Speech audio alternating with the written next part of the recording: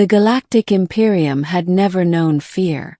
For millennia, its fleets had swept across the stars, crushing resistance, enslaving civilizations, and bending entire species to its will.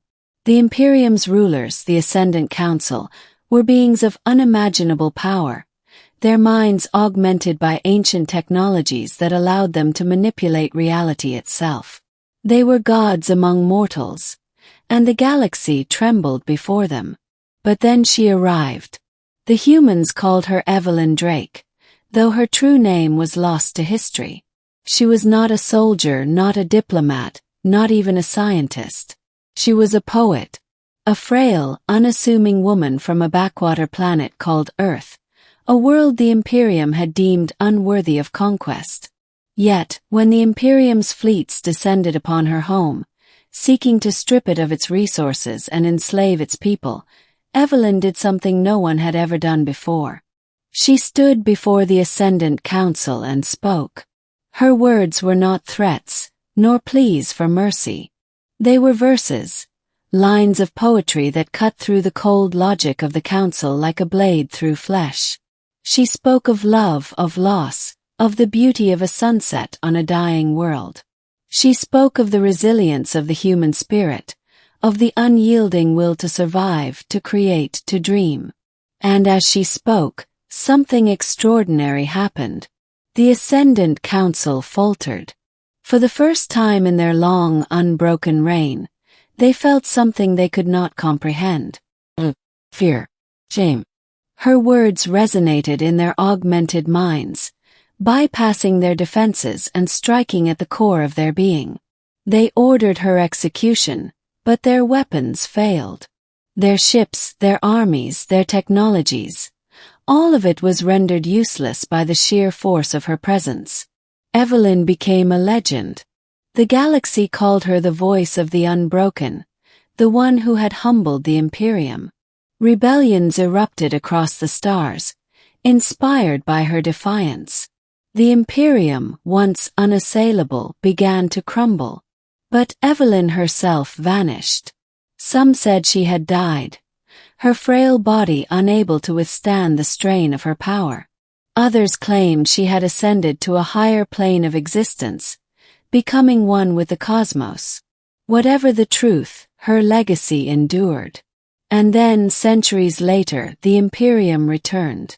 The Eclipse, a warship of unimaginable scale, emerged from the void. It was the pinnacle of the Imperium's resurgence, a vessel designed to crush all resistance and restore the Council's dominion. At its helm was Kaelion the Unyielding, the last of the Ascendant Council, a being who had survived the fall of his kind by merging his consciousness with the ship itself. He was no longer mortal. He was a machine, a god of steel and fire. The Eclipse descended upon Earth, its shadow blotting out the sun. Kaelion's voice boomed across the planet, a thunderous declaration of doom. People of Earth, your defiance ends here. Surrender or be annihilated. The world held its breath. Governments scrambled, armies mobilized, but all knew it was futile. The Eclipse was unstoppable. And then, from the ruins of a forgotten city, a single figure emerged. His name was Jonas Carter, a historian who had dedicated his life to studying Evelyn Drake. He was no hero, no warrior. He was an ordinary man, frail and aging, with no special skills or powers.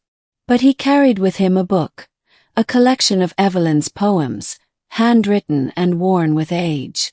As the eclipse loomed overhead, Jonas climbed to the top of a crumbling tower, the book clutched to his chest. He stood there, silhouetted against the darkened sky, and began to read. His voice was soft at first, barely audible over the roar of the wind. But as he spoke, it grew stronger, echoing across the desolate landscape. He recited Evelyn's words, line by line, verse by verse. And as he did, something extraordinary happened. The eclipse stopped. Kaelion's voice, once thunderous, faltered. "What is this?" he demanded, his tone laced with confusion and rage. "What are you doing?" Jonas did not answer. He simply continued to read, his voice steady and unyielding. The words flowed from him like a river, each one a spark of light in the darkness. And as they reached Kaelion, they began to unravel him. The Ascendant had no defense against this. His mind, once a fortress of logic and power, was laid bare by the raw emotion of Evelyn's poetry. He saw himself as he truly was, a broken being clinging to a dying dream. He felt the weight of his sins, the countless lives he had destroyed, the civilizations he had erased. And for the first time in centuries he felt pain. "Stop!" Kaelion roared, his voice trembling. "You cannot defeat me. I am eternal. I am." "You are nothing," Jonas interrupted, his voice calm but firm. "You are a shadow, a relic of a forgotten age. And like all shadows, you will fade." With those words, he closed the book and looked up at the eclipse. For a moment there was silence.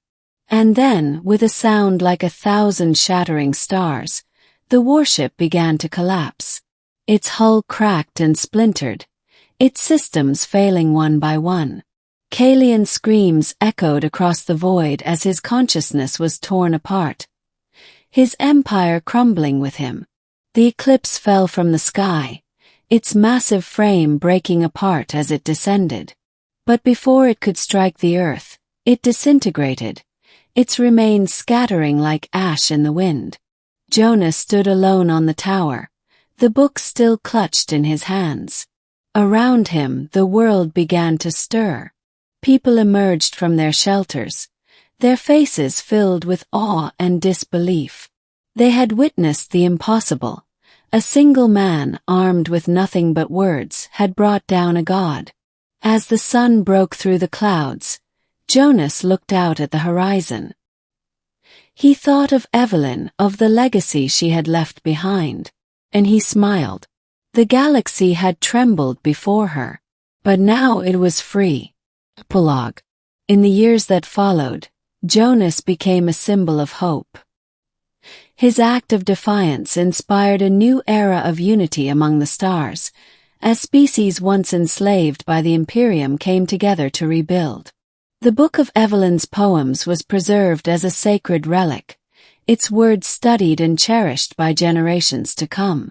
Jonas himself lived a quiet life, far from the adulation of the masses.